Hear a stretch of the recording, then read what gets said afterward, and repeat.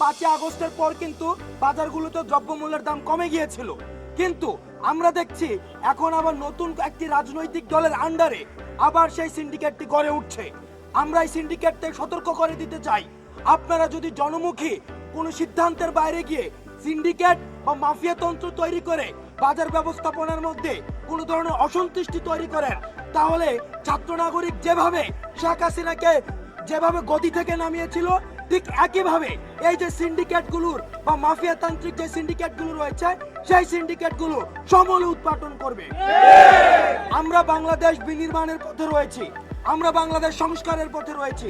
স্বাধীনতার 53 বছর পরে এসো বাংলাদেশের দ্বিতীয় জন্ম এসে আমরা আপনারা যদি আমাদেরকে যথাযথ রাষ্ট্র পুনর্গঠনের সময় না দিয়ে গত 16 বছরের ব্যর্থতার দায়ভার আমাদের উপরে চাপিয়ে দিয়ে আপনারা এক ধরনের আমাদেরকে ব্ল্যাকমেল করেন, তাহলে আমরা মনে করব আপনারা রাষ্ট্র পুনর্গঠনে আমাদেরকে সহায়তা না করে বরং আপনারা ষড়যন্ত্র করছেন।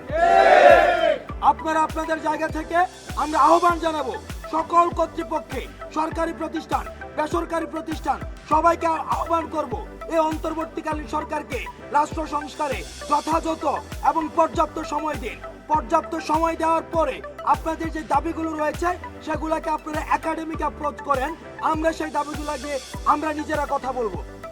দুর্নীতির আখড়া হিসাবে পরিচিত, দ্বিতীয়ত দুর্নীতির আখড়া হিসাবে পরিচিত আমি 2-3 দিন ধরে অবজার্ভ করছি এবং আমাদের কাছে রিপোর্ট এসেছে যে ভূমি অফিস, বিআরটিএ, ওয়াসা এবং অন্যান্য যে সরকারি প্রতিষ্ঠানগুলো রয়েছে, আমরা আপনাদেরকে আহ্বান জানাচ্ছি, আমরা আপনাদেরকে হুঁশিয়ার করার আগে আহ্বান জানাচ্ছি, এখনো সময় আছে, আপনারা লাইনে ফিরে আসুন এবং আপনারা জনকল্যাণের জন্য কাজ করুন।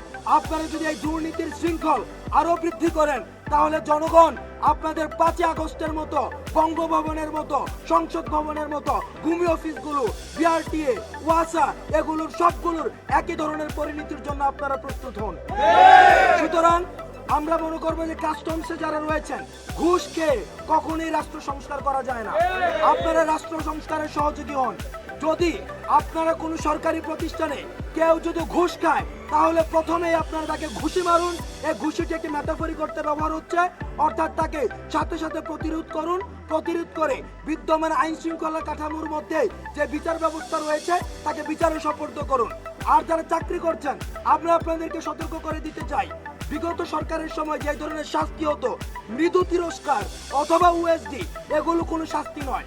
আমরা নিশ্চিত করব এই অন্তর্বর্তীকালীন সরকার দৃষ্টান্তমূলক শাস্তি নিশ্চিত করবে, পদচ্যুত করা হবে। প্রয়োজনে বিদ্যমান যে আইনি কাঠামো রয়েছে এই আইনি কাঠামোর মধ্যে দৃষ্টান্তমূলক শাস্তির ব্যবস্থা করবে এবং যা করা প্রয়োজন তা করে এই যে ঘুষের যে বাণিজ্য রয়েছে, দুর্নীতির যে আখড়া রয়েছে সেটিকে ছাত্র নাগরিক সমূলে উৎপাটন করবে।